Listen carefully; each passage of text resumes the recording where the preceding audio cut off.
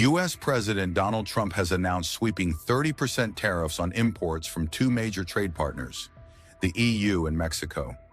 Trump, in his post on Truth Social, wrote that the tariffs will take effect August 1st, 2025, and apply to all goods entering the U.S. from both regions. Trump posted the announcement in letters to Mexican President Claudia Sheinbaum and EU Commission head Ursula von der Leyen. In his letter to Mexico, Trump acknowledged past cooperation, but said the country had failed to stop cartel activity.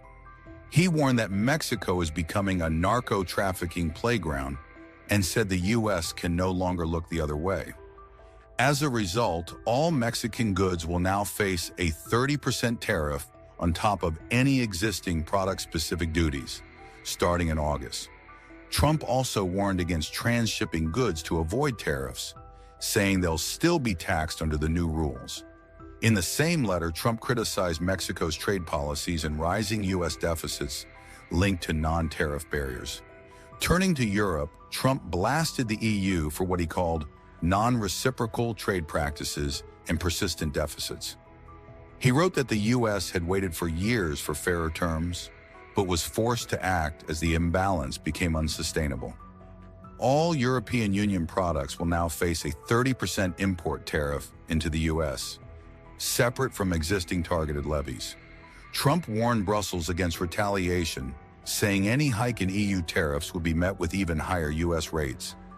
He described the 30% tariff as a starting point, not enough to fully close the massive trade deficit with the EU. Trump said both sets of tariffs are aimed at correcting long-term economic injustices and defending U.S. security. In both letters, Trump offered one way out: build or manufacture products in the U.S., and no tariffs would apply. He promised companies moving operations to the U.S. would receive rapid regulatory approvals within a matter of weeks.